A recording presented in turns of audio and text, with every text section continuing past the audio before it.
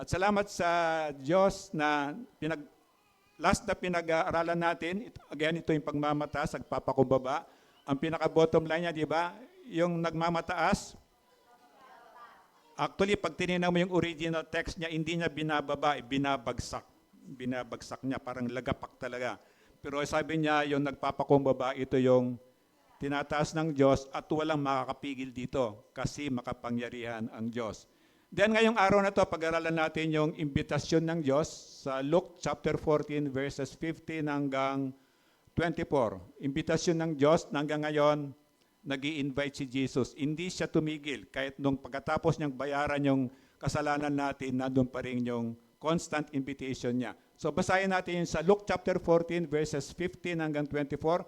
Pwede ba tayong tumayo bilang respeto sa pagbasa ng salita ng Diyos at sabay-sabay nating basahin. Narinig ito ng isa sa mga kasalo niya roon at sinabi sa kanya, pinagpala ang makakasalo sa hapag sa kaharian ng Diyos. Sumagot si Jesus, isang lalaki ang naghanda ng isang malaking salusalo at marami siyang inanyayahan. Nang dumating ang oras ng handaan, inutusan niya ang kanyang alipin at ipinasabi sa mga inanyayahan, halina kayo, handa na ang lahat. 18, ngunit nagdahilan silang lahat. Ang sabi ng una, nakabili ako ng bukid at kailangan ko itong puntahan. Kayo na sana ang bahalang magpaumanhin sa akin.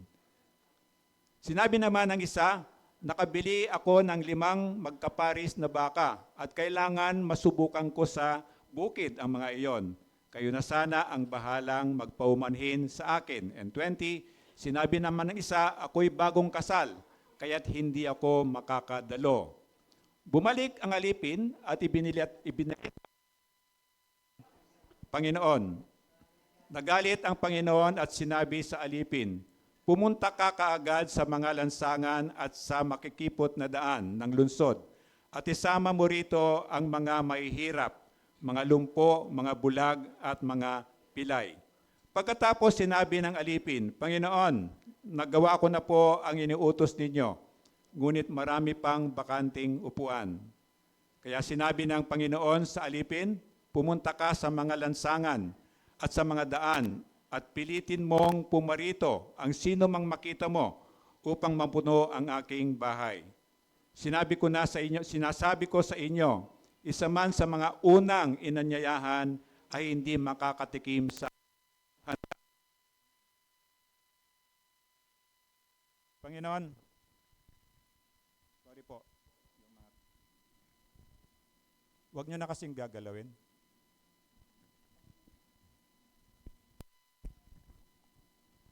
Test. Panginoon, tayo po'y manalangin. Ama, salamat po sa biyaya mo nga pong buhay. At salamat. Dalangin po namin yung sound system po, hindi po maging hadlang para marinig at maintindihan po yung salita mo nga po. Alam po namin na ayaw ng demonyo na marinig po namin ang yung salita. Kaya tulungan mo po kami. Ikaw po yung mag-bless sa amin na magandang sound system. O wala man pong sound system, o Diyos, tulungan mo po ako. May pahayag ko pa rin po yung gusto mong may pahayag ngayon. Huwag mo pong hayaan na hadlangan po ng kaaway mo itong gawain mo ngayon. Para sa iyo po ito at baka itong araw na to, O Diyos, meron ka pong ililigtas. Kaya salamat po sa biyaya mo. Ikaw lamang po talaga yung makatulong po sa amin. Kaya samahan mo po kami. Ito po yung dilangin ko, ito po yung dilangin namin sa pangalan ni Kristo. Amen. Pwede pong umupo.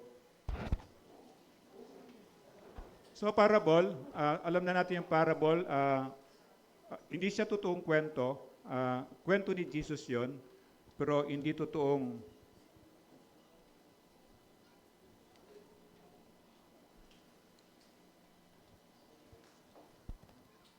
hindi nga, kulang nga yung wire.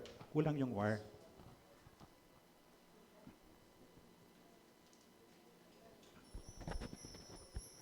Sorry po, nagkamali kanina, hindi nag-testing. Kaya sa biyaya ng Diyos, hindi na sana maulit yung ganon. So again, yung parable po, hindi siya tunay na kwento. Kwento ni Jesus yon. Ginagawa niya yung parable para lang maintindihan natin. So inahantulad niya sa simpleng bagay sa present situation. Ngayon, meron pang isa rito, kung hindi ka anak ng Diyos, kung wala kang Espiritu Santo, may hirap mo siyang maintindihan. Kung bakit nagsasalita si Jesus ng parable para makaintindi yung mga talaga sumusunod, naniniwala, nananampalataya sa Kanya. So yung parable, gawa ni Jesus, kwento ni Jesus, pero wala talagang tunay na karakter. So isa na naman ito sa simpleng parable na nagsasalita siya para maintindihan natin. So tutulungan natin ang sarili natin para maintindihan natin. Kasi alam natin na kung papansinin nyo mamaya, everything is okay. Pero pagsasalita na ng Diyos, nandun na lahat ng hindrances. Bakit? Meron pong spiritual battle every day. Ang demonyo, espiritu ng Diyos, pinag-aagawan tayo. So yung makikinig, maniniwala, siya po yung maliligtas. Sinabi na ni Jesus, hindi lahat maliligtas. Kaya tulungan mo yung sarili mo, tulungan natin ang bawat isa, alisin natin yung distraction para ikaw mismo, marinig mo yung sasabihin ng Diyos sa ngayong araw na to. So again, makikita mo sa kwento puro parable yan at pilitin mo. Pero ito, pakinggan nyo. Kapag wala kang Jesus sa puso mo, hindi mo kaya. Kahit na marinig mo yung sinasabi ko, hindi mo siya maintindihan. Tama? Kasi ito spiritual na bagay ito. Only the Holy Spirit can help you maintindihan mo siya. Kaya ang first na gagawin mo, magkaroon ka ng relationship kay God. Anak ka na ba ng Diyos? Naniniwala ka pa sa Diyos? Kaibigan ka na ba ng Diyos? Ito yung unahin mo. Hindi mo kailangan malaman ng marami. Ang importante lang yung kapakumbabaan, God. Gusto ko pong maging anak mo ako. Hindi ko po naintindihan lahat. Konti lang po yung naintindihan ko. Pero ayoko pong mapunta ng impyerno. Gusto ko pong mapunta ng langit kasama ka. Ito lang kasimpleng ito. At kapag ginawa mo yon, nakita ng Diyos sa puso mo na talaga nandun yung sincerity. Anong gagawin niya? Ipapadala niya yung banal na spirito dito. At ito yung tutulong sa atin. Na kahit na mali yung sinabi ko, kahit na magulo yung sinabi ko, yung Holy Spirit ang magpapaintindi sa iyo. Tama? Ito yung role niya. Ngayon kapag oras na naniwala ka, nanampalataya ka sa puso mo, sa oras mismo yon, real time, isusulat ang pangalan mo sa langit o isusulat ang pangalan mo sa libro ng buhay. Walang pwedeng magbura nun. Kaya tayo, naniniwala tayo, tinuturo ko dito, once saved is always saved. Kung talagang genuine na tinanggap mo si Jesus diyan, magkakasala ka someday, pero hindi mawawala yung kaligtasan mo. Ito yung kasigurudan na binibigay ni Jesus, hindi pa bago-bagong isip niya.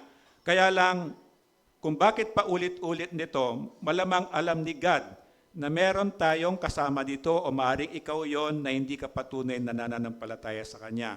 Sana ito yung isettle mo the greatest gift na pwede mong ma-receive tong Christmas, itong buhay na wala hanggan na regalo ng Panginoon. Di ba? Sabi niya, ang kabayaran ng kasalanan ay kamatayan, pero ang regalo ng Panginoon ay buhay na wala hanggan. Ito yung pinaka-greatest gift. And then sabi niya sa 34, yung nakaraan nating lesson, di ba? Sabi ni Jesus, Jerusalem, Jerusalem, pinapatay mo ang mga propeta at binabato ang mga isinusugo sa iyo. Ilang beses kong sinikap na kupkupin ang iyong mga anak, gaya ng pag-aaruga ng isang inahin sa kanyang mga sisiw. Ngunit, the same scenario, noon pa ito, nung nandun si Jesus sa Mount of Olives, mataas na ganyan, then makikita mo yung Jerusalem dito. Nung makita niya yung Jerusalem, umiyak siya. Di ba? The shortest verse in the Bible, Jesus wept. Umiyak siya kasi ayaw nilang maniwala kay Jesus. Remember from John the Baptist pa, pinauna na niya. Sabi niya, pagsisihan, talikuran, ang kasalanan, magpabautismo para patawarin ka at magkaroon ka ng kaligtasan. Ano yung ginagawa natin ngayon, di ba? Pag nagkasala tayo, kumisan quiet lang. Kumisan man magsabi kay God, God, sorry. Hindi ganon. Ang word from the beginning, inunahan ni John the Baptist, pagsisihan mo at talikuran mo. Ngayon, pag hindi mo ginawa yun, ibig sabihin, pabalik-balik lang. Baka i-question mo yung sarili mo, baka hindi ako genuine na Christian. Again, I'm not speaking na maging perfect ka, hindi.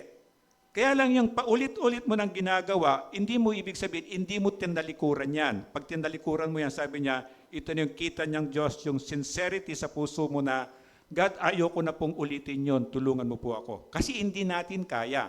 Hindi natin kaya. Lahat tayo siguro, may mga favorite sin, di ba? na nakaugalian na paulit-ulit yun. Kaya kailangan natin yung grace ni God. Tulungan mo po ako. Ayoko na pong ulitin yon. At kapag hindi tayo humingi ng tulong sa Kanya, believe me, hindi mo kaya. The following day, makita mo, even at the end of the day, uulitin mo naman yon. Kaya sabi niya rito, hanggang ngayon, the same ang paanyaya ni Jesus. Ginagather ko kayo. Gumagawa ako ng paraan kahit sa ECF. Ginagawa ko lahat ng paraan para pumunta kayo, para marinig yung salita ko. Pero at the end of the day, sabi ni Jesus, ngunit, ayaw ninyo. So sana ito yung tandaan ninyo na para sa akin to. Nakikita ng Diyos ang heart natin. Hindi niya tinitingnan yung panlabas natin. And then makikita niya yung heart natin, bakit ka nandito?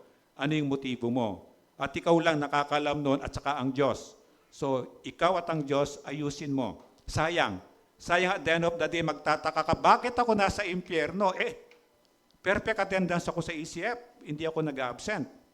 Bakit nasa impyerno ko? Ito yung pwedeng ma-deceive tayo. Kaya sabi niya, gusto niya maligtas tayo, pero kung ayaw mo, edi wag. Sabi ni Jesus, ayaw mo, wag. Wala magagawa, hindi isasaksak ni Jesus yung banal na espiritu niya sa puso mo. You have to welcome it. So sabi niya, tanghalian yung pinag-aralan natin, ma-imagine nyo, tanghalian yung last lesson natin. Tanghalian, inimbita si Jesus, and then meron silang hinarap sa kanya na malapit sa kanya. Di ba paghandaan, nandito sa kabisera yung host. And then nandito itong mga malalapit kay Jesus. And then may nilapit sila sa kanilang may sakit ng manas. Pero sabi ng ibang commentary, sexual sin daw yung sakit ng manas na yon.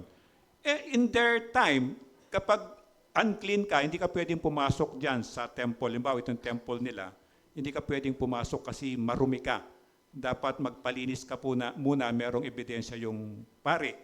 Pero pinapasok dito, bakit? Para i-test si Jesus. Magpapagaling ka ba kahit na araw ng pamamahinga? Sunday yun Sa kanila, Saturday yun. So gusto nila makakita ng proof na si Jesus lumalabag sa kanila. Kasi ang sa kanila, paniwala nila si Jesus ay kampon ng demonyo. Kasi sa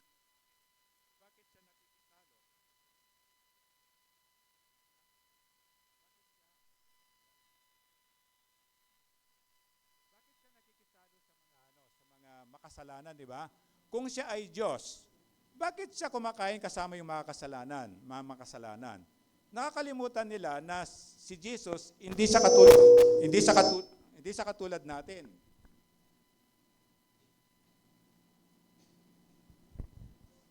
Ano ba talaga, kuya? Hindi sa katulad natin na ang ginawa yung Sabat, ginawa yung linggo para sa atin, hindi para sa Diyos. Malinawan tayo, di ba? Ang araw ng pamamahinga, ano yung dapat, para saan siya? Katatandaan nyo, para magsimba, para gumawa ng kabutihan, at para magpahinga. Naririnig nyo ako sa dulo? Ano sinabi ko? At least narinig nyo, di ba? So, yun. Inanapan sila kasi pinipilit nila na si Diyos ay kampon ng demonyo. Kaya sabi niya, yung pagpapagaling niya, sabi niya, ginagamit niyang espiritu ni Beelzebub. Pag nakita mo yung Beelzebub na word sa Bible, demonyo yon. Pwede naman Bakit pwedeng magpagaling ang demonyo? Remember, ang demonyo, they are angels. Sila yung kinreate ni God sa heaven yon. Wala silang kasarian. Walang lalaki, walang babae, wala silang kasarian. Hindi sila nanganganak. Pero kinreate sila ni God, marami talaga. Ang role nila, para paglingkuran lang ang Diyos at para parang nag-worship sa heaven. Puro kumakanta lang doon. And then, ang angel, wala siyang kapatawaran. Kapag nagkasala siya, kahit katiting, kahit maliit, kasalanan sa Diyos, nagiging fallen angel siya. And then, yung mga nagkakasala sa Diyos, dahil wala silang kaparusahan, hatol kagad, is either na itatapong kagad sa hell yan. Yung iba naman, gagapusin, o yung iba, karamihan dito sa earth, binabagsak. Kaya dito sa earth, kapag lumipas na pag nagtakip silim na, di ba?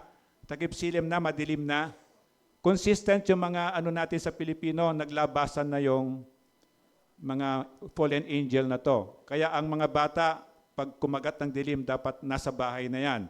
Subukan mong lumabas ka ng hating gabi. Kahit dito na lang sa atin, subukan mong lumabas ng ating gami, mapapatunayan mo yung sinasabi ko, na these are the fallen angels. And then ano pang pinag-aralan natin last time? Ito mga angels, nag-asawa ng mga tao. Paano mangyayari yun? Kaya makikita mo sa Bible yung word na anak ng Diyos, capital yung A, si Jesus yon. Panakita kang anak ng Diyos, small a, mga demonyo yon. Kasi kinreate sila ni God sa heaven. Ngayon, paano sila nag-asawa ng mga tao? Itong devil na ito, sumanib siya sa isang tao. Remember, ang devil, wala siyang magagawa kung wala siyang sasanibing tao. Nakuha? Espiritu siya, wala siyang magagawa. Magagawa lang niya, sasanib siya sa akin, and then yung pagkademonyo niya, ako yung gagawa. Ito yung ginagawa niya. So sabi niya rito sa tanghaliang tapat, pinapakita nila na hindi ka tunay na Diyos. Kasi bakit? Yung utos mo dalawa lang. Kami mga Hudyo, meron kaming 630 na utos.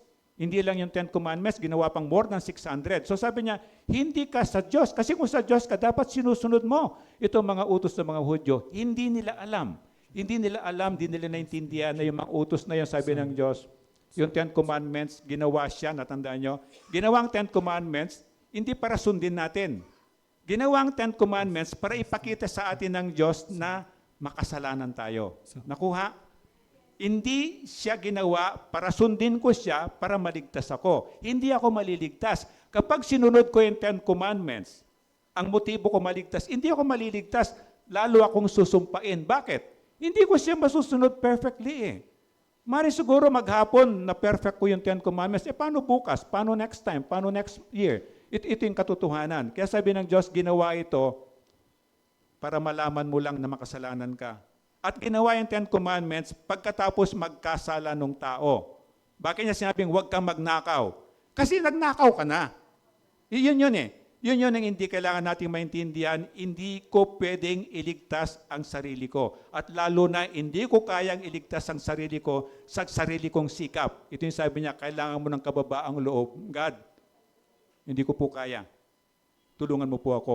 Ito yung kapakumbabaan na sinasabi niya. So sa tanghalian tapat niyan, of course, later on evening, ito na yung kwento natin. Pagpapakumbaba, sabi niya, kailangan nating lahat yan. Pero dito sa kwento natin, maraming dahilan, di ba? Kaya pag tinanong mo, ba't wala ka nung Sunday? Di ba? Ang daming dahilan. Yung dahilan yan eh. Iba-ibang dahilan yan. Bakit di ka makapasok? Ang daming dahilan yan, di ba? So sabi niya, ang tao, pag ayaw mo, maraming dahilan. Pero pag gusto mo, maraming paraan yun eh. So, the same scenario dito. Marami silang dahilan kung bakit sila ay hindi naligtas. Panlabas na ebidensya ng kapakumbabaan ay yung kahit hindi mo sumusunod ka lang at alam mo na galing sa Diyos yun, kaya susundan mo lang yung Sound. So, ebidensya na kapakumbabaan, yung kahit na hindi mo naintindihan, naniniwala ka kasi ang nagsabi ang Diyos. Ang tunay na pananampalataya, kapag sinabi ng Diyos, huwag ka na magdala-dalawang isip. Pag sinabi ng Diyos, paniwalaan mo lang. Ito yung tunay na pananampalataya. Hindi ka na magdidiksyonary, hindi ka na magtatanong, hindi ka na magpipray.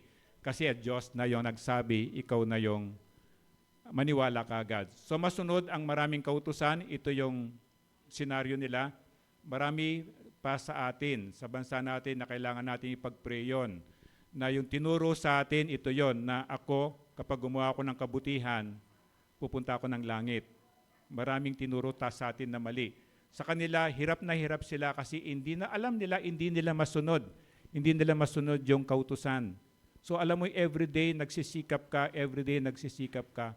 Pero sa atin, tinuturo ng Diyos, tinuturo ng Bible, hindi eh. Ang salvation yan natin, it's only by grace. Yung kagandahang loob lang ng Diyos. Ano yung grace?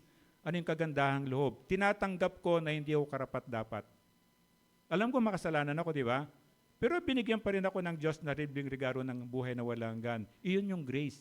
Biyaya lang ng Diyos na ako'y naligtas. Biyaya lang ng Diyos na ako'y buhay pa ngayon. Biyaya lang ng Diyos na meron akong kalakasan. Ito yung pagsunod sa kautusan, ito sana yung matutunan natin. Hindi ko kayang iligtas ang sarili ko. Sabi niya, yung magandang gawa natin na pinagmamalaki natin kuminsan, Inantulad niya ng Diyos sa isang maruming basahan. Kasi yung standard ng Diyos, never nating maabot. Ito yung kapakumbabaan. God, di ba sabi niya, for all have sinned, lahat ay nagkasala. Lahat ay hindi umabot do sa pamantayan ng Diyos. Kung alimbawa sa school, 75 ang passing grade, lahat tayo ay 74, lahat tayo bagsak. Ito yung pag na-realize mo ito, magpapakumbaba ka sa Diyos. God, hindi ko po kayang iligtas ang sarili ko. Tulungan mo po ako. Ito yung sinasabi niya, kung kautusan ang binabasihan mo, hindi ka pagpapalain kundi ikaw ay susumpain kasi hindi natin kaya. Ang Christianity, alam na natin ang tinuturo. Biyaya lang ng Diyos na tayo'y maligtas. Wala tayong participation.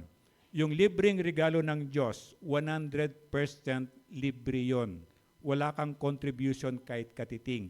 At kapag naintindihan mo ito, automatic yung puso mo ng kapakumbabaan. Kasi binigyan ka ng Diyos ng biyaya na hindi ka karapat-dapat.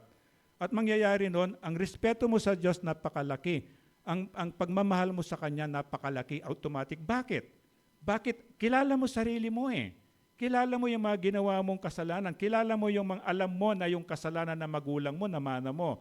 Kasalanan ng ninuno mo, namana mo. Kasalanan ni Adan at Eva, namana natin yon. Pero sa kabila ng lahat ng kasalanan na yon, biniyayaan tayo ng Diyos na buhay na walang. Pag naintindihan mo yun, automatic, mamahalin mong Diyos, rerespetuhin mo siya, at automatic, yung kapakumbabaan na sa puso mo ay punong-puno yon. Sabi niya sa Isaiah 25:6, sa bundok ng Sayon, aanyayahan ni Yahweh na makapangyarihan sa lahat, ang lahat ng bansa para sa isang malaking handaan. Pinakamasasarap na pagkain at alak ang kanyang ipinahanda. Anong bundok ng Sayon? Bundok ng Diyos yan. That is Jerusalem. And then remember yung opposite niyan, ano yung bundok ng sumpa na tinatawag? Kung saan sinulat yung Ten Commandments kay Moses. Sinai. Mount Sinai, remember? So yon bundok ng sumpa. Bakit? Kapag sinunod mo yung Ten Commandments, hindi ka maliligtas bagkus ikaw susumpain. Kasi for the reason na hindi mo kaya sundin eh. Hindi mo kaya sundin. Kung gusto mong basihan yon, dapat perfect ka today, tomorrow, next month, next week. Lalan buhay mo. Sabi ng Diyos malinaw eh. Kahit nasunod mo yung 10, nagkamali ka sa isa, baliwala yon. Kahit nakasunod ka na ng 10 years ka ng perfecto, halimbawa, on the 11th, nagkamali ka ng isa, baliwala yung 10 years mo. Kaya sabi niya, hindi pwede. But ito yung bundok ng Zion, this is Jerusalem. Ito yung chosen city ni God. Ito yung banal na lungsod. Kaya sabi niya, diyan niya tayo inanyayahan. And then, ibig sabihin niyan, langit. Doon sa kwento natin, itong malaking handaan sa langit. Sa langit siya malaking handaan na si Jesus ang magse-serve sa atin doon. Wala nang taggutom. Wala nang sakit, wala nang hirap. Ito yung sinasabi niya doon sa kwento niya. And then Revelation 3:20, tingnan mo, nakatayo ako at kumakatok, si Jesus yan ha, tingnan mo, nakatayo ako at kumakatok sa pintuan. Kung diringgin ni naman ang aking tinig at bubuksan ang pinto, papasok ako at kakain akong kasalo niya. Ito yung sinasabi niya, doon sa kwento, parable, para maintindihan mo, ang handaan na yon sa langit yon. Kaya lang para maintindihan natin, parang ginawa siyang simpleng handaan sa earth. Parang gano'n. Pero ito sinasabi niya, hanggang ngayon kumakatok si Jesus sa puso natin. At sino magbubukas? Tayo. Tayo ang magbubukas noon. Na kayang buksan ng Diyos yon dahil Diyos siya, may kapangyarihan siya, pero tayo magbubukas no. Kaya sabi niya, kung sino man, parang ngayon, sa oras na to, kumakatok si Jesus sa puso mo. Kung bubuksan mo, papapasukan mo si Jesus, ibig sabihin, maniniwala ka sa Kanya, makikinig ka sa Kanya, gusto mong magpaampun sa Kanya bilang anak niya. Ito yung pangako niya. Papasok siya at kakain ka kasama siya. Sa heaven to, kasi nasa heaven si Jesus. Kaya sana, kaibigan, makita mo to. Makita mo ito ngayong umaga, sana makita mo ito na sinasabi ni Jesus. 15, verse binasa natin, narinig ito ng isa sa mga kasalo niya roon at sinabi sa kanya, pinagpala ang makakasalo sa kaharian ng Diyos, di ba? So na-imagine mo na ikaw itong mga pariseyong ito, di ba? Kasi they believe saved sila eh. Naniniwala sila na ligtas sila. Nandito mga Pariseo, mga Saduceo. Mga Pariseo, di ba, hipokrito. Mga Saduceo, ito yung mga hindi naniniwala na merong pagkabuhay. Kaya di ba, malungkot sila kasi hindi sila naniniwala na merong resurrection. Ibig sabihin, sisilang ka, lalaki ka, tatrabaho ka, mag-aasawa ka, tatanda ka, mamamatay ka. Yun lang. Hindi. Hindi totoo yun. Merong pagkabuhay na muli. Ito yung sinasabi ni Jesus. Kaya merong everlasting life na sinasabi niya. Kaya sabi niya ito yun. Sabi niya, pinagpala kami, parang sinasabi ng mga Pariseo. Parang pinagpala kami na kami kasamang kakain sa langit. So, ginawa ni Jesus tong kwento para sa kanila. Para sa atin din. Na kung sa akala mo, kaya mong iligtas sa sarili mo, para sa iyo ito. Itong kwento ni Jesus. Na makita mo na walang ibang kaligtasan kundi sa pangalan ni Jesus. So sabi niya, Cheers, ligtas tayo, kasama natin si Jesus kakain sa langit. So kinuwento ni Jesus yung maling sistema ng gawa. Pinag-usapan natin, parang maruming basahan yan, na hindi mo kayang iligtas ang sarili mo. Again, yung parable, tandaan mo, hindi siya, huwag niyong pagdidibetihan, hindi siya tunay na, walang tunay na karakter. Ginawa ni Jesus yon, na kwento ni Jesus yon, para maintindihan natin yung message niya na ginawa niyang, alimba, puro karamihan agriculture. Kasi ang senaryo nila doon, agriculture. So ginagawang gano'n ni Jesus para maintindihan. Una, nandun yung invitation niya. Ano sabi sa verse 16? Sumagot si Jesus, isang lalaki ang naghanda sa isang malaking salusalo at marami siyang inanyayahan. Pagpapansin nyo, sa Bible, maraming parable. Karamihan nagsisimula dyan, no? Isang lalaki o isang tao, isang mayaman, nagsimula yung sentence niya doon. So that's the key na this is a parable. Magkukwento si Jesus. But again, yung characters na yon, hindi sila real. Kwento lang gawa ni Jesus yon. So sabi niya, isang lalaki na ganda ng isang malaking salusalo at marami siyang inanyayahan. Kaya lang parang hanggang ngayon din eh. Maraming inanyayahan si Jesus pero ilan yung nandito? Ilan yung nandito, di ba? At kapag gumawa pa ng testing si God sa atin, makikita mo kung ilan ang matitira. Ginawa namin in the past yan eh. And then nangyari, ginawa ni Jesus yun, ang natira sa amin more than 30. Oh. At I'm sure gagawin ni Jesus yun. Bakit? Pagsasala niya yun eh. Matira talaga yung tunay na naniwala sa Kanya.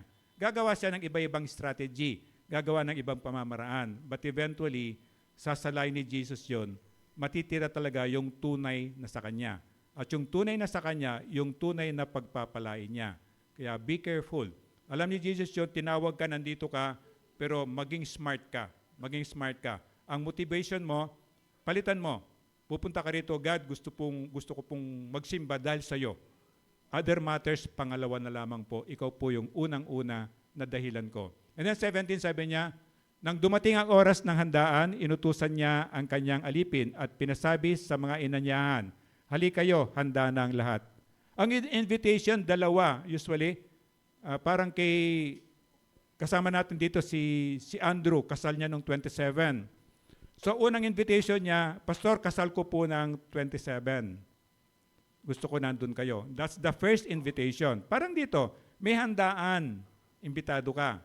And then sa pangalawang invitation, ito na yung, di ba pag RSVP meron ng confirmation.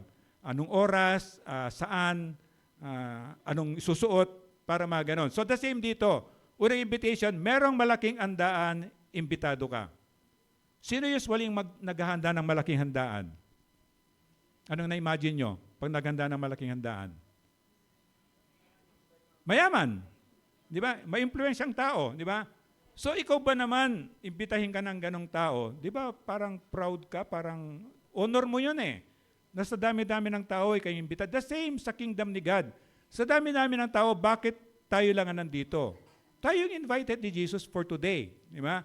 Kaya lang, tomorrow, hindi na natin alam. So dito, pangalawang invitation, sabi niya, pangalawang invitation, handa na po.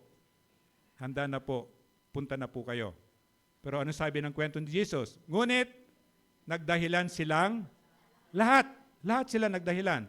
Ang sabi ng una, nakabili ako ng bukid at kailangan ko itong puntahan. kayo na sana ang bahalang magpaumanhin sa akin. Di ba common sense? Okay, may bukid ka. Hindi ba pwedeng bukas mo lang ayusin yon? So nakita mo yung mga dahilan natin na hindi sila acceptable. Hindi sila acceptable. So the same dito, sabi niya, meron nakabiling bukid, pwede mo naman puntahan kinabukasan after nung handaan, di ba? And then, pangalawa, yung dahilan. Imbitado ka, pero may dahilan ka. Di ba? Kung minsan, magpo-post ako sa Facebook, di ba? Sino kasama sa GC? ECF GC. So maraming hindi, no? So, di ba magpo-post ako doon na magsimba tayo, parang ganun nata, di ba? And then, hindi kita nakita. The following Sunday, nakita kita. Kasi first week na Sunday ng month. Hindi, joke lang yon. Joke lang. Pag first Sunday of the month, di ba? Joke lang yon ha, para ano lang, sinantok na tayo lahat eh. So anyway, nakita kita, di ba? O ba't wala ka nung Sunday? Di ba? Yun eh. Yun. So naintindihan ni Jesus yun. Kaya nga sabi niya, paulit-ulit. Next time, baka sakali din. Di ba? So paulit-ulit lang. And then, kasi unang nagdahilan, ang dahilan niya, nakabili ng bukid. Pangalawa, nakabili ng 5 magkapares na baka. Di ba? Sabi niya sa 19, sinabi naman ng isa, nakabili ako ng 5 magkapares na baka at kailangan masubukan ko sa bukid ang mga iyon. Kayo na sanang balang magpaumanhin sa akin. So nakita nyo, sa kanila baka ang ginagamit sa pag-araro. At saka sa atin, di ba, isang kalabaw lang na ganon. Sa kanila hindi, 2 baka, kumisan 4 pa nga, parang ganon. Kasi bakit? Bakit ganon? Kasi ang lupa sa Israel, di ba, puro bato, puro bundok, ay puro bato, at saka mga hills, di ba? So ito yung lugar nila, kaya tapos dry usually, parang desert, parang ganon. And then, nakabili ng bukid, nakabili ng 5 pares na baka, anong dahilan ng isa? So pag bagong kasal ka ba, hindi ka na magsisimba? Di ba? So ito yun eh. Parang, sabi ka, maraming dahilan kasi ang punto noon ay dahil ayaw mo. Alam ng Diyos yun. Na kahit dito, bakit ka nandito? Alam ng Diyos yun. Pero okay lang yun. Samantalahin mo yun. Samantalin mo nandito ka, God, tulungan mo po ako, makinig po ako sa iyo para hindi masayang pagpunta ko rito. Yun eh. Binabatikos nga ako eh. Sabi niya, maraming pupunta kay pastor kasi namimigay siya ng bigas. Siyempre nasasaktan din ako na kasi alam ko ang Diyos ang nagpadala sa inyo rito. Gumagamit ang Diyos ng ano-ano ang pamamaraan para ang mga tao mag-gather niya. Remember kay Jesus, nang magpakain siya ng libo-libo, anong ginagawa niya? Nagpapakain siya, gumagawa siya ng miracle. Nagpapagaling siya ng mga karamdaman. Gumagawa siya ng iba-ibang strategy para lang ang mga tao maipon niya at pag naipon niya, sasabihin niya yung kanyang salita. Kasi doon sa mga naipon na yon, meron pa rin doon na maliligtas. Kasi hindi natin alam eh. Hindi natin alam kung sinong ililigtas, di ba? Pero kaya nga, random na lang. Hindi natin alam kung sino maligtas. Lahat na lang. Bahagi na mo salita ng Diyos. Baka isa doon may maligtas. Ano sabi ng Diyos? Nang dahil sa isang kaluluwa na ligtas, ano nangyari sa langit? Nagpa-party sila. Bakit sila nagpa-party? Hindi dahil doon sa naligtas. Dahil sa Diyos. Natutuwa ang Diyos na itong kaluluwang ito naligtas. Hindi dahil doon sa naligtas. And then yung parable of, may parable ng Good Samaritan. Good Samaritan, di ba? Hindi pala, yung prodigal son. Tandaan yung prodigal son? Na yung bastos niyang anak. Bastos talaga eh. Imagine mo, buhay pa ako, hiningi na yung mana niya sa akin. Di ba? Di ba, binibigay ang mana kapag namatay yung magpapamana. Pero itong anak niyang ito, bunso pa, di ba, sa prodigal son nga ba yun? Prodigal son, di ba? Kinuha niya, nilustay niya, pero na-realize niya, kumakain na siya ng pagkain ng baboy, na-realize niya, doon sa bayan ng aking ama, mas maganda pa yung mga katulong namin, sagana sila sa pagkain, mga hard laborer namin. sagana sila sa sweldo. Babalik na lang ako kahit hindi na ako ituring na anak ng tatay ko. Mag-apply na lang ako bilang isa sa mga trabahador niya. Pero nung dumating siya, to cut the story short, di ba? Anong ginawa ng ama? Sinalubong siya, tumakbo, na hindi na siya nahiya nung panahon nila, parang hindi katanggap-tanggap yung kita yung binti mo na dapat nakatago yan. Di ba? Mga babae, mga ganon, mga lalaki, ganon din yung robe nila. Pero itong tatay niya, hindi na siya nahiya, tinaas niyang ganon yun. And then tumakbo siya, and then ginawa niya, nagpa-party siya, di ba? Nagpa-party siya. Kanino yung party? Hindi sa anak niya, doon sa tatay. Kasi yung anak niyang nawala, bumalik sa kanya. So the same kay Jesus. Nagpa-party in heaven, kada isang kaluluwa na naliligtas, ang party niyan para sa Diyos. Kasi hindi siya nalulugod. Isa man sa mga taong nilalang niya mapunta sa impyerno, nasisiya siya na lahat ay maligtas. Parang sinabi natin last week, imagine mo ang Diyos Ama, natutuwa siya na pinatay ang kanyang anak. Parang ang hirap intindihin, di ba? Pinatay ang anak mo, natutuwa ka.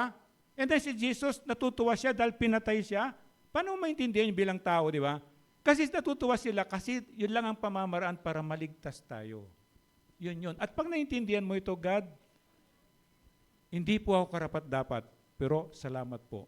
At ito yung magtuturo sa atin na mahalin natin ng Panginoon. 27 niya, sinabi naman ng isa, ako'y bagong kasal kaya hindi ako makakadalo. 21, bumalik ang alipin at ibinilita ito sa kanyang Panginoon. Nagalit ang Panginoon at sinabi sa alipin, pumunta ka kaagad sa mga lansangan at sa makikipot na daan ng lungsod at isama mo rito ang mga mahihirap, mga lumpo, mga bulag at mga pilay. Ano naramdaman ng Diyos? Hanggang ngayon. Sinyer ko yung gospel sa'yo, tapos hindi ka naniniwala. Ano mararamdaman ng Diyos? Magagalit siya. At ang puot niya, nasa iyo, di ba? Anong sabi ng Diyos sa akin? Turo niya sa akin bilang missionary. Di ba pumupunta-punta ako kung saan-saan, papasok ka sa bahay kasi ni-request ka niya. And then papasok ako sa bahay, isi-share ko yung gospel. And then tinanggihan nila. Anong utos ng Diyos?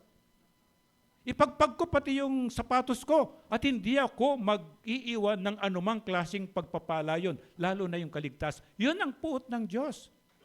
At ang sabi ng Diyos pa na hindi ko nagagawa, paglabas ko ng bahay mo, ipapahayag ko sa sentro na itong pamilyang ito susumpain ng Diyos tong bahay na to. Hindi sila makatanggap ng kapayapaan at kaligtasan man. Magagawa ko ba yon? Pero utos ng Diyos yun. Patawarin ako ng Diyos, hindi ko nagagawa. Pag nireject, utos ng Diyos, hindi lang ipagpag mo yung sapatos mo, tanggalin mo anumang pagpapalang mula sa Diyos at palitan mo ng sumpa mula sa Diyos. Puot ng Diyos, sabi niya. At pagkatapos mo, punta ka sa lansangan, i-broadcast mo. Pero hindi natin nagagawa. Patawarin tayo ng Diyos kasi hindi ko talaga magawa. Kuminsan in a gentle way, pero sinasabi ko in a nice manner. Pero umiilag ako kasi baka anong tumama sa akin, di ba? Alam mo po, kapag yung pagtanggi mo sa salita ng Diyos, ang sabi niya, susumpain ka po. But we have to tell them. Kasi dalawa lang yun langit at lupa. Kaya lang, lalo na Pilipino, mahirap po siyang gawin. Biyaya lang ng Diyos na in a nice way sabihin mo, dalawa lang yun. Gusto mong pagpalain ka ng Diyos o gusto mong sumpahin ka ng Diyos? And then choice na lang yun kung pinili niya yung susumpahin siya. Kaya sabi niya, pumunta ka dun sa mga mahihirap, mga lumpo, mga bulag at mga pilay. Ito yung mga tinatawag na lang spiritually bankrupt. Ito yung alam ko na spiritually bankrupt ako. Alam ko spiritually marumi talaga ako. Alam ko makasalanan talaga ako. Alam ko hindi ko kayang iligtas ang sarili ko. Itong klaseng ganitong pag-amin ko. At sabi ni Jesus, pumunta ka sa mga taong yon. At hanggang ngayon ginagawa ni Jesus yan. Sabi niya, dumating ko, para akong doktor, sabi niya, ang isang taong walang sakit, hindi niya kailangan ng doktor. Parang si Jesus, sabi niya, pumunta ako para sa mga makasalanan, para maligtas ko siya. Kung tingin mo, hindi ka makasalanan, kung sa tingin mo, righteous ka, hindi ikaw ang target ni Jesus. Ang target ni Jesus, pumunta ako para sa mga makasalanan. Yung inaamin nila na God, hindi ko po kayang iligtas ang sarili ko dahil ako ay isang makasalanan. So pumunta sa street people. Ano sabi ni Jesus? Mas madali pa maligtas yung prostitute, yung mga mahirap. Kasi wala silang ibang pag-asa eh. Kahit literal na sila yung mas mabilis na naliligtas. Nung mga 1999, first time ko sa China, di ba meron silang one-child policy? Kapag wala pang ultrasound noon, inaalaw ka lang mag-anak ng isa. O siyempre gusto nila mag-anak ng lalaki, di ba? Na babae. Ngayon pag lumabas yung anak babae, ginagano lang ng unan, no? Ginagano lang ng unan. And then, ang hirap, hindi ako pwede magganito, bawal. Pupugutan ako ng ulo. Hindi ako pwede makita ng Bible, bawal sa kanila yon. And then, alam mo yung hirap nila that time, papasok ang isang tao parang volunteer, naku, daig pa yung paid employee. Ang habol lang niya, meron siyang pagkain kasi sobrang hirap noon, overpopulated sila. Kasi maraming tao, kaya kailangan mag-anak lang ng asawa, isa lang. Dahil sa overpopulated sila, inisip nila yun ang pamamaraan para magkasya yung production nila. And then, ang ginagawa namin doon, underground worship, na ako nag-smuggle talaga ako ng Bible doon. Inaamin ko, huwag sana ako marinig. Hindi, wala na, open na yung China. Na pagdating araw, kinuwento ko na, di ba? May dala ko isang Bible ganito, 66 books to, pero depende sa pages ng version. And then yung pages na yan, titingnan ko yan, i-inform ko sa China. Ang dala kong Bible, alimbawa, 1,000 pages, example lang. May dala kong Bible, 1,000 pages. And then yung mga talagang naniniwala kay Jesus, mag-aano na sa akin po 2 page, sa akin po 3 page, sa akin po 1 page. And then pagdating doon, gugutayin na yung Bible na yung kanya-kanyang page na sila. Alam mo gagawin niya, hiwa-hiwalay yan para pag nahuli, walang damay-damay. Kasama kami doon, hiwa-hiwalay. Pag nanalangin ako, hindi pwede nakaganon. Dapat parang nagkukwentuhan lang. Tapos may mga code. Pag Jesus Jed, ang tawag namin kay Jesus Jed. Parang in Jesus name, in Jed's name, parang ganon. So wala yung Jesus. And then alam mo, doon na, baano ako na-amaze sa kanila, yung kinuha ng pages na yon, magtatago siya, hindi sa kakain, tubig lang ang dala niya, o kung saan-saan lang yon, basta't i-memorize niya yung by heart. At pagkatapos niyang i-memorize yung kasi meron siyang tubig, babasahin niya yung papel, hindi ka malalason. Babasahin niya yung papel at kakainin niya para walang ebidensya ang mga mouth chat yung na. And then, ngayon, tingnan mo sila ngayon, open na yung Christianity, mas mabilis silang naliligtas kaysa anumang nasyon sa Asia. Ang pinakamahirap, sabi nga, pinakamahirap na evangelize, the Philippines. Kasi pa nag-evangelize ka, sabi ko sa'yo, alam ko na yan. O nga, alam mo na nga. Alam mo na nga, pero ligtas ka na ba? Yung ganon.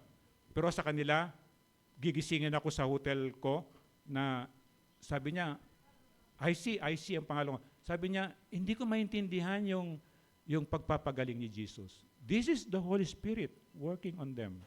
At ngayon, mabilis pa silang dumami sa atin. At ano nangyari? Ano nangyari sa China ngayon? Economically, ano nangyari sa kanila? Mayaman, yun eh. Because they believe in Jesus. Wala silang alam Zero knowledge sila. Kapag pumunta ka roon, sinabi mo si Jesus, sino Jesus? Zero knowledge sila about Jesus. Tayo, pag silang mo pa lang, alam mo na si Jesus eh. Tapos ibabahagi ko sa magandang balita kung saan sa ka tumitingin, di ba? Tapos sabi niya, alam ko na yan, pastor. O nga, alam mo nga.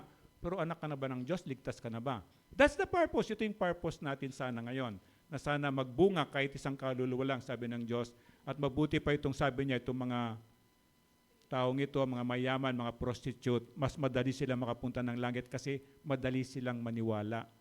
Madali silang maniwala.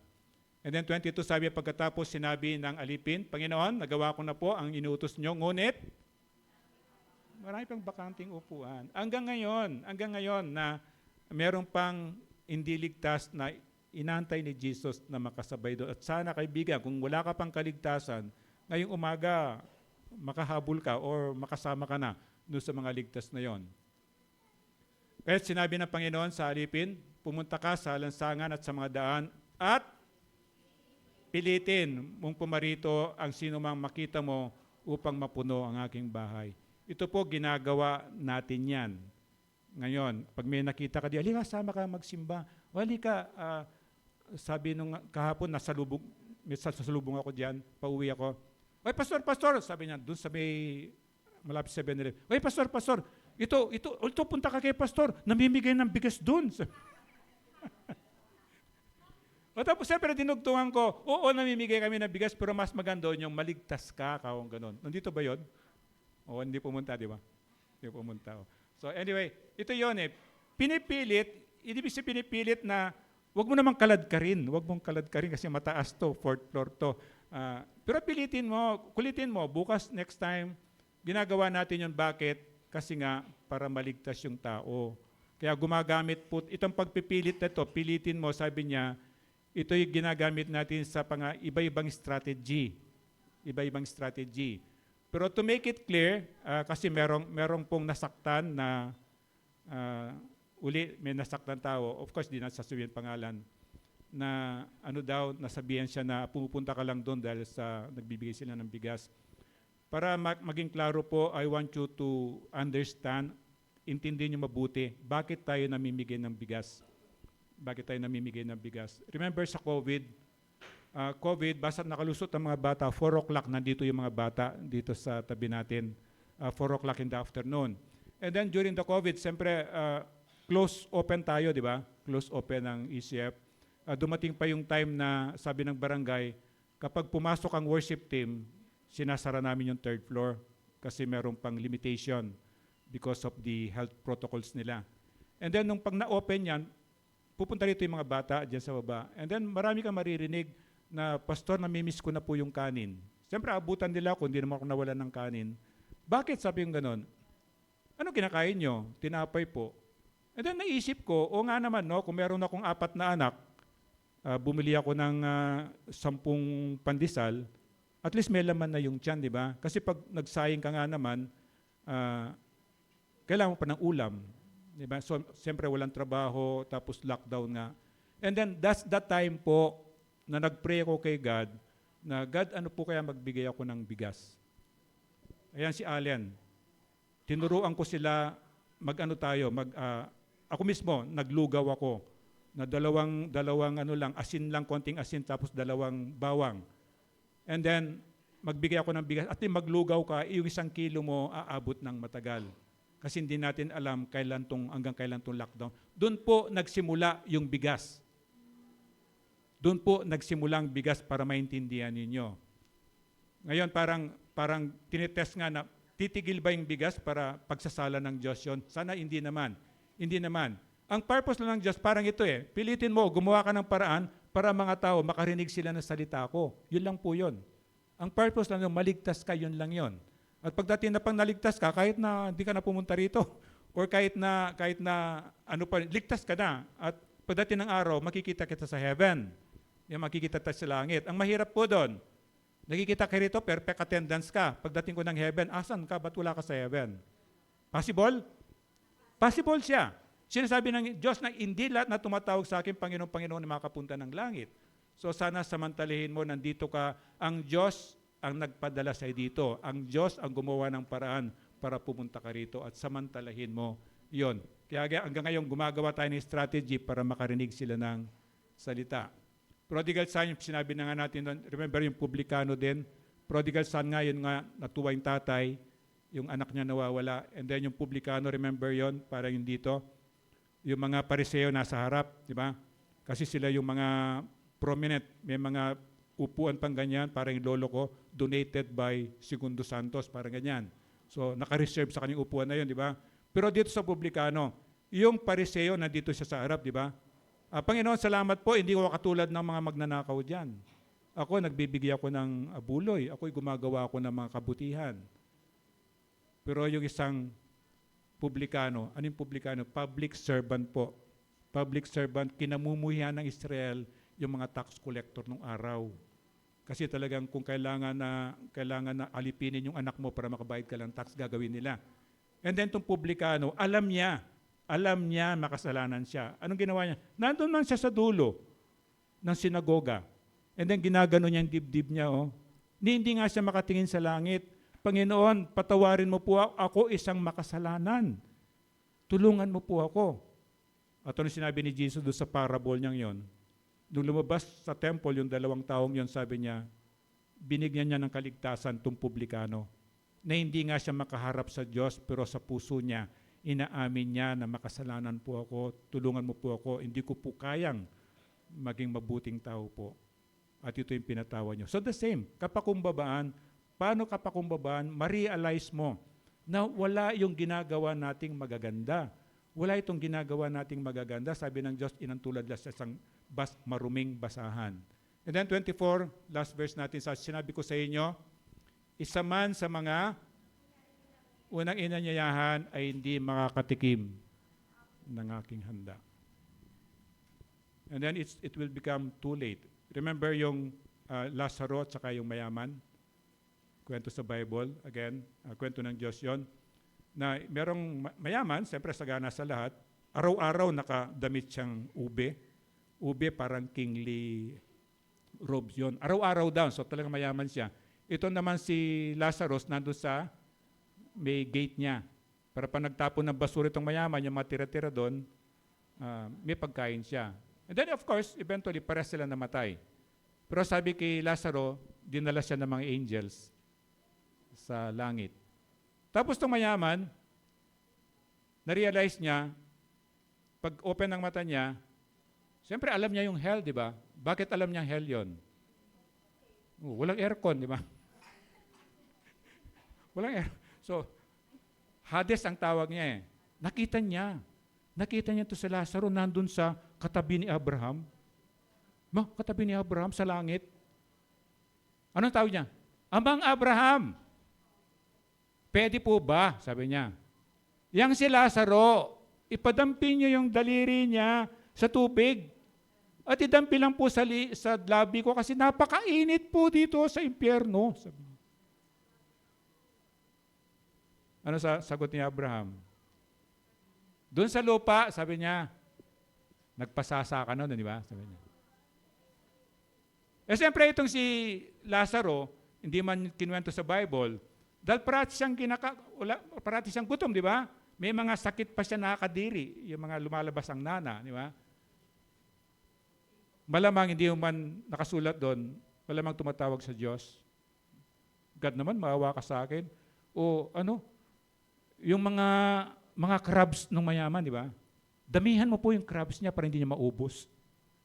Pero pag tinapon dito sa basurahan, meron siya kakainin, di ba? So malamang, hindi man sinabi doon, malamang tumatawag siya sa Diyos, di ba? At alam ng Diyos yun. Pero itong mayaman, siyempre, ba't pa siya mananalangin?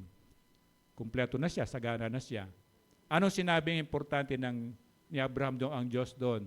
Sabi, sa pagitan niyan, at saka dito sa langit, may malaking gap, hindi mo pwedeng tawirin. Kasi ang sabi nitong mayaman, o ganito na lang po, pwede po ba buhayin nyo si Lazarus? Parang gawin yung multo, yung patay na nabuhay. At pumunta po sa earth, kasi may 5 akong kapatid na kasing sama ko po, para hindi sila pumunta rito. O ano sabi ng Diyos? Meron silang Moses doon, meron silang mga propeta doon, meron silang pastor doon. Kung hindi sila maniniwala doon, kahit gumawa pa ako ng multo, hindi sila maniniwala. So the same po ngayon. Itong ginagawa ko, kung di kayo maniniwala, ganun din. Nasabi niya, hindi mo pwedeng tawirin yan, impyerno at saka ng langit. Anong nagpapakita pa doon? Kapag nabuhay tayo muli, napangako ng Diyos, di ba? Magkakaroon tayo ng glorified body. Itong mata natin, lulusot dito. Walang anything na makakahadlang. So sa impyerno, nakikita mo po yung nasa langit. Yung nasa langit, nakikita yung nasa impyerno kasi glorified ay na tayo. And then, ang siste doon, kung meron kang mahal sa buhay, ikaw, halimbawa, nandito ka, ligtas ka na. May kapatid ka, may anak ka, may mga mahal sa buhay, hindi mo sila, maraming mahal sa buhay, hindi sila ligtas, di ba? Pagdating ng araw, nasa langit ka. Hoy, Jojo, ano ginagawa mo dyan? Nasa impyerno yung kamag-anak mo eh. Mahal mo sa buhay. O sasabihin ni Jojo nakinig ako sa sinasabi ng Diyos eh. At naniwala ako sa sinasabi ng Diyos. Naniwala ako sa sinasabi ni Jesus, I am the way, the truth, and the life. No one can come to my Father's house in heaven except through me. Hindi ko naintindihan masyado, pero naniwala ako para makapunta ako lang, dadayon kay Jesus. Ano sabihin ng kamag-anak mo, Jojo? Bakit hindi mo sinabi sa akin? Di sana wala ako dito sa impyerno. Nakuha? Marami pa tayo mga tao na alam natin, kung ikaw sigurado ka ng kaligtasan mo, alam mo kung sino yung hindi ligtas. Alam mo, kasi hindi pa sila naniniwala kay Jesus. At again, pagdating ng araw, makikita ka kung nasa langit ka at tatanungin ka nila, bakit hindi mo lang binalita sa akin? At sana wala ako dito sa impyerno. At panghuli, yung warning ni Jesus, ihiwalay ka. Kasi inimbita ka, ang dami mong dahilan kasi ayaw mo. Tama? Marami kang dahilan kasi ayaw mo. So inimbita ka, ang dami mong dahilan, pagdating ng araw, ihiwalay ka ng Diyos. Kung paano sabi niya, iniwalay niya yung kambing sa mga tupa. Iniwalay niya yung mga sukal sa mga trigo. Yung mga trigo, aanihin niya yon, lalagay sa bodega. At itong mga patutuyuin at susunugin. Ano yung susunugin? Impyerno yung sinasabi niya yon. Ihiwalay niya yung kambing sa tupa. Ano yung tupa? Masunurin. Pag sinabi ni Jesus, sinabi ng shepherd nila, sunod lang yon. Kapag naglalakad yung shepherd, amoy nila yung shepherd, sunod lang sila. Pero yung kambing, hilain mo na. Mag-tug of war pa kayo. Siguradong talo ka. Yun eh. So pagdating ng araw, ihiwalay ka, winawarningan tayo ng Diyos ngayon. Nakuha? Winawarningan tayo ng Diyos. Pag hindi ka nakinig kay Jesus, someday patutunayan niya, ihiwalay ka. Kasi yung puot ng Diyos ay nasa iyo pa rin. Langit, si Jesus ang daan. Alam na natin yon. Malinaw na sa atin yan. Kay John the Baptist pa lang, sinabi na niya, sabi, pagsisiyan mo, talikuran mo, at magpabautismo ka para makatanggap ka ng kapatawaran. Inihanda niya para pag sinabi ni Jesus, the same words, sinabi ni Jesus, hindi na tayo mahirap maniwala. At dito paulit-ulit dito. Bakit? Alam mo na yon, alam mo na yon eh. Para may bahagi mo rin sa iba. Para, kumbaga sana, na-memorize mo na kasi parati mong naririnig kay pastor. And then Luke 13:34b. Ilang beses kong sinikap na kupkupin ang iyong mga anak gaya ng pag-aaruga ng isang inahin sa kanyang mga sisiw. Ngunit, si Jesus mismo ang nagsabi. Hanggang ngayon, the same word ang sinasabi niya. Kung ayaw mo, bahala ka. Ganun nun. Pagdating ng araw, magugulat ka na sa impyerno ka. Kapag namatay ka, mahal ka namin, mahal kita. Pero pag tirik man kita kandila, wala na magagawa yon. Ipagdasal man kita araw-araw, wala na magagawa yon. You have to decide abang buhay ka. Yun yon. Kapag namatay ka, kung ano man yung choice mo, dun ka na. Huwag ka maniwala doon sinasabing dada ka mo ng purgatory para bayaran mo yung kasalanan mo. Wala pong purgatory sa Bible. Kaya sabi ng Diyos, ayaw mo sana, pag naririnig mo ang Diyos ngayon, God, gusto ko pong maging anak mo po ako. Gusto ko pong makapunta ng langit. Ayoko pong pumunta ng impyerno. Puot ng Diyos, 70 AD. Di ba 70 AD? Makikita mo sa Bible, mayroong BC, before Christ. And then dumating si Kristo, ito na yung AD. So 70 AD, namatay si Jesus 30 plus. So kung hindi namatay si Jesus, ang mga edad ni Jesus siguro, mga 70, mga ganon. Pero wala na si Jesus, di ba namatay si Jesus? O pinatay si Jesus, mga 30 plus pa lang siya. And then dito pa lang, umabot na yung puot ng Diyos. Hundreds of thousands namatay under the Roman Empire. Bakit? Pinabayaan ng Diyos yung sinabi niya eh. Sabi niya, ako yung buhay, ako yung protector niyo, ako yung pwedeng inahin na iingatan kita sa ilalim ng aking pakpak. Pero ayaw mo? O sige, ayaw mo. And then, in the 70 AD, yung Roman, inayaan ng Diyos na sakupin sila and hundreds of thousands pinatay ng mga Romano. At ito yung puot ng Diyos hanggang ngayon. Akala mo lang hindi ginagawa, hanggang ngayon ginagawa ng Diyos to. Yun nangyayari sa Hamas, nangyayari sa Israel. It's very clear. You can see it in the Bible. Itong lahat to binanggit noon pa, thousands and thousands years, di ba?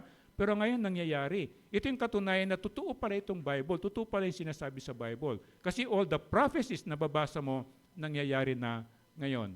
And then, yung galit ng Diyos, walang pwedeng humadlang. God is love, but God is just also. God is perfect, hindi pwede niyang kilingan. Kahit mahal kanya, hindi niya pwedeng kilingan yung mali. God is love, kinamumuhihan niya yung kasalanan. Mahal niya yung makasalanan, mahal niya tayo. Pero kung patuloy tayo sa kasalanan, kinamumuhihan niya yon at ang galit ng Diyos ay ipadadama sa iyo. Bakit? Kasi mahal nga. Mahal nga tayo eh. Kaya sabi niya, di ba, mahal kita, ayaw mo magpa-disiplina, ayaw mo magano, ibigay mo na yan sa demonyo.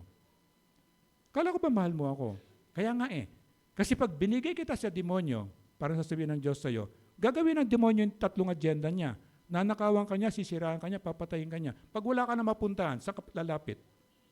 Sa Diyos. Yun, di ba? Kapag sinabi ng doktor, wala pong kagalingan yung karamdaman mo, saan ka pupunta? Kapag matagal ka nang may sakit, wala ka nang malapitan. Malayo ka pa lang, lumalayo na yung tao sa iyo. Pwede kang lumapit sa Diyos, hindi ka niya susumbatan. So John 3:36 sabi niya, ang sumasampalataya sa anak kay Jesus ay may buhay na walang hanggan. Ngunit ang hindi sumusunod sa anak kay Jesus ay hindi magkakaroon ng buhay. Sa halip, mananatili sa kanya ang puot ng Diyos. Hindi pwedeng baguhin yung katotohanan. Na siyempre, mahal ako ng Diyos pero hindi niya kukonsintihin yung mali kong pamumuhay. Lalo na kung paulit-ulit. Sa umpisa, wawarningan ka. Pangalawa, didisiplinahin ka. Anong didisiplinahin? Titigil ka. Parang ginawa niya sa COVID. Buong mundo tumigil. Bakit? Natatandaan niyo ba nung before COVID kung gaano tayo kasagana? Di ba? Lahat busy. Magbabayad ka na lang sa mall, talagang ang pila, ang haba, di ba? Lahat. Marami tayong pera, maraming trabaho, di ba? Pero isang iglap pinatigil ng Diyos. Kasi nakakalimutan na natin. Kaya yung mga simbahan, kasama na kami doon, nag-open kami ng mga simbahan sa mall. Para masipag sila pupunta, paglabas mo simbahan, nandun ka sa mall. So ito yung sabi niya, ang puot ng Diyos ay nasa iyo. Walang makakahadlang dyan because God is perfect. Hindi niya pwedeng tanggalin yung pagka-perfect niya, nagpapala siya at siya din ay nagpaparusa. Nagpapala siya at siya din nagdidisiplina because that is the perfection ng Panginoon. Romans 1:16, hindi ko ikinakahiya ang magandang balita sapagkat ito ang kapangyarihan ng Diyos para sa kaligtasan ng bawat sumasampalataya. Unay sa mga Grego, gayon din sa mga Hudyo at tayo, Grego, mga Hentil. Umabot sa atin ang kaligtasan.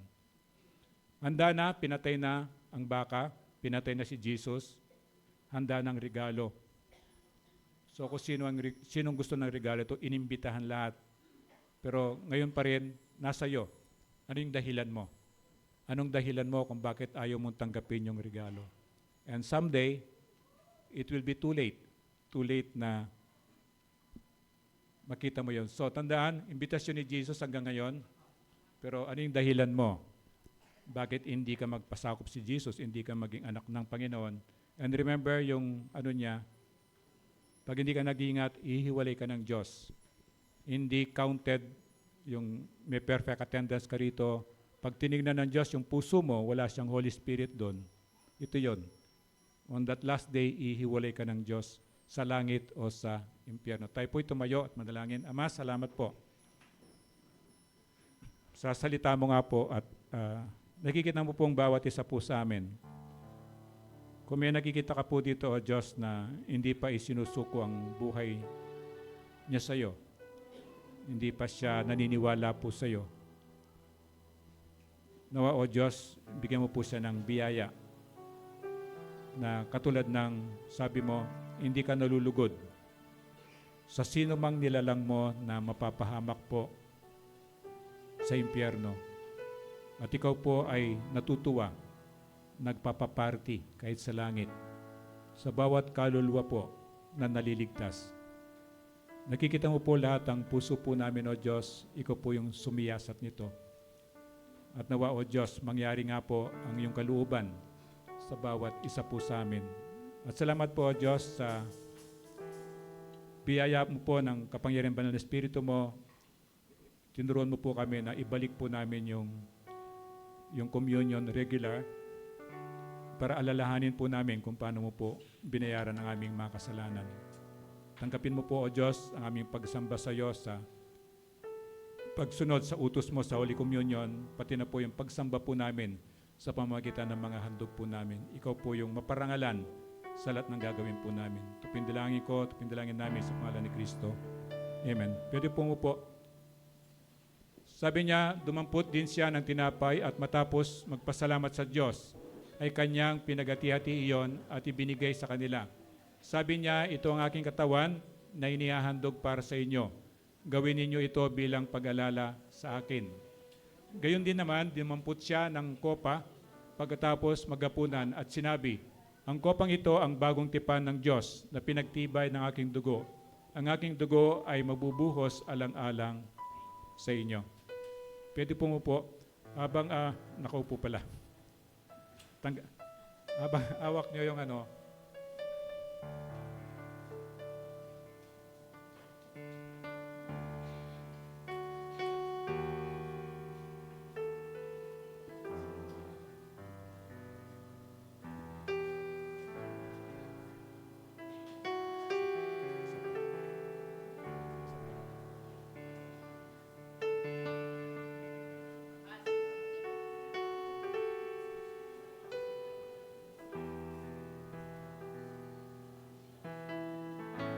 so hawak nyo muna. Hindi pa siguro. Tuturuan ko muna kayo, ha? Dapat maintindihan ninyo. Habang hawak nyo yan, merong warning ang Panginoon. Kung may mga kasalanan na hindi nahihingi ng tawad, ito yung time na hingi ng tawad. Kasi if you do the communion wala sa ayos, meron siyang warning na sumpa. Yung iba nagkakasakit at yung iba namatay na sa karamdamang yon. So habang hawak nyo yan, take time na manalangin, humingi ng tawad, lalo na sa mga kasalanan. Yung mga bata, yung hindi ko pa naturuan, di mo na po pwede, ha?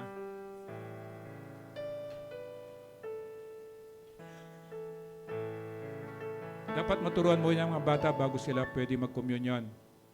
Kasi pwede sila mag-fall doon sa warning ng Diyos na kapag nag-communion ka na wala sa ayos, ikaw ay paparusahan o susumpain ng Diyos. Again, yung tinapay, simbolo ng katawan ni Kristo na siyang tumanggap ng lahat ng parusa sa atin. Yung Diyos, simbolo ng dugo ni Kristo na siya naghugas ng ating mga kasalanan. At ang utos ng Diyos ay gawin natin ito bilang pag-alala kung paano niya binayaran yung mga kasalanan natin.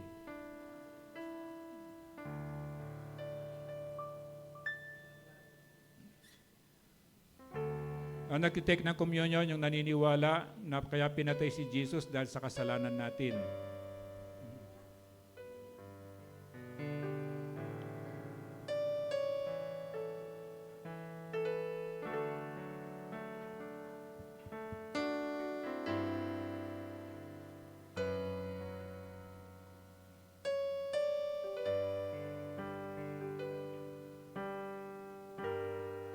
Habang inaantay mo kami, kausapin mo ang Diyos. Lalo na yung relationship mo sa Kanya kahit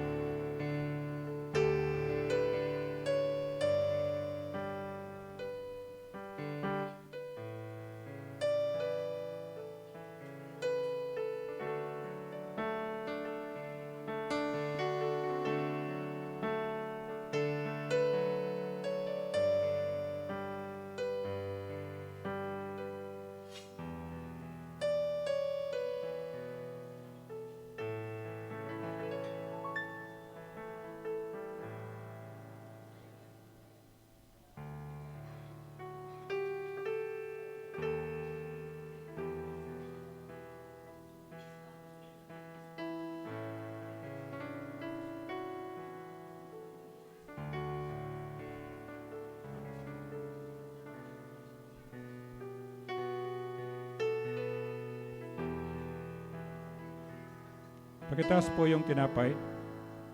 At sumunod kayo sa akin. Panginoong Yesus, salamat po.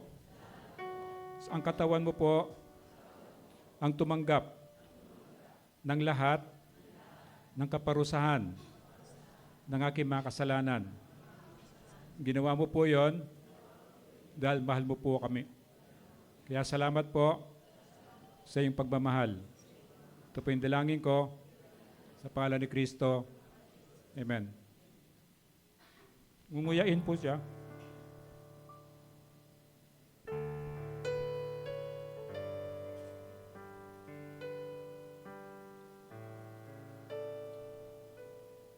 Pakitaas po yung cup. Panginoong Yesus, salamat po sa dugo mo na simbolo ng buhay na siya pong ibinuwis mo sa kabayaran ng aking kasalanan. Dahil sabi mo nga po, ang kabayaran ng kasalanan ay kamatayan.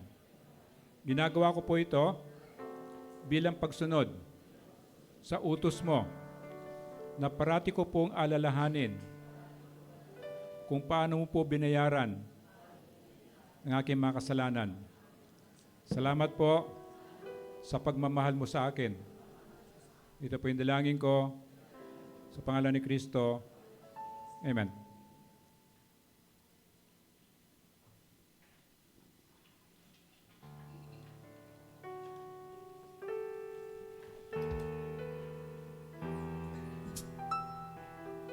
Salamat din sa Diyos pagkakataon na may balik natin sa Kanya yung portion ng pagpapala niya sa atin sa pamamagitan ng ating mga tithes and offering.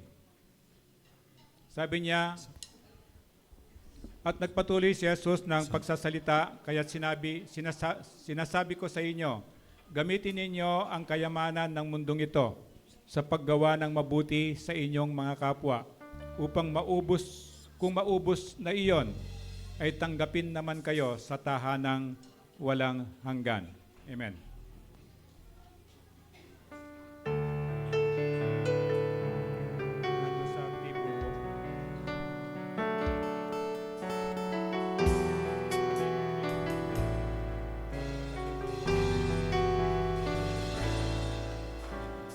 Buti-buti mo, Panginoon, sa lahat ng oras.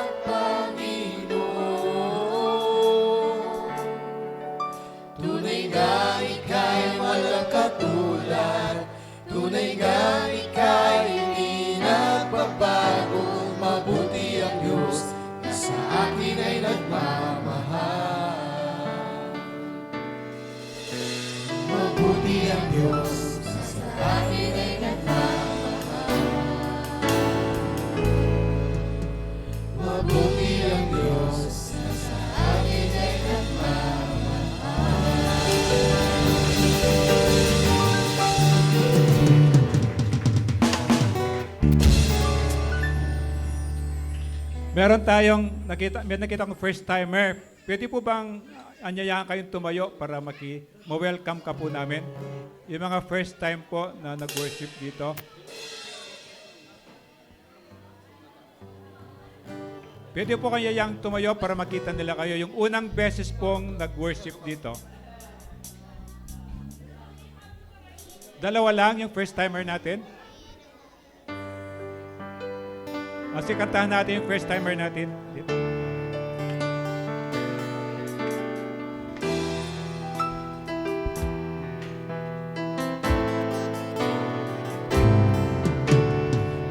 Come to the family. We're glad that you have come to share your life with us as we go in love. May we always speak to you what God would have us be. A family always there to be strong and to lean on. Welcome po! Balik po kayo next Sunday. Sana makasama namin kayo next Sunday.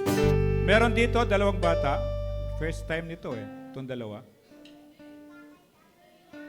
At sana po yung birthday nyo. Nalista yung birthday nyo. Ito, first time nitong dalawang to. Ito. Tsaka to. Tsaka yan. Oo. Oo. Bibigay nyo sa inyo sa magulang nyo. Tsaka yun si Natasha. Alam niyo yung Natasha, di ba? Ayun siya. Oo, saka si Natasha. Dito ka. Bibigyan ka nito. Saka itong dalawa. Sabi sila kumakaway hindi Si Jungkook. Wow, si Jojo. Hindi, sa akin kumakaway hindi sa'yo. So tayo po tumayo para sa benediction. Mananalangin. Magpipray tahimik. Panginoon, salamat po. Biyaya mo nga lamang po na nandito po kami. At alam po namin may ginagawa ka sa bawat buhay po namin. Kaya pagpapalang galing po sa iyo, Diyos, ay binibigay ko sa lahat na nandito. Pati na po yung kasabay namin sa live streaming o kung meron po sa YouTube mamaya o bukas. Lahat po kami, O Diyos, abutin mo po kami ng iyong mapagpalang kamay, wala ka pong lalampasan. Salamat po sa iyong pagmamahal. Ito po yung dalangin namin sa pangalan ni Kristo. Amen.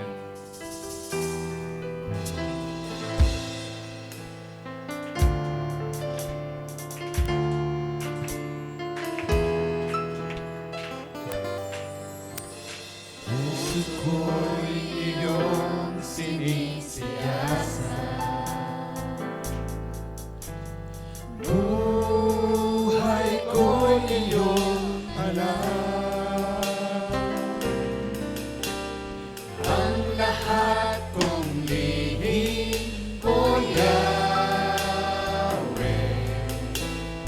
ay tiyak mo nga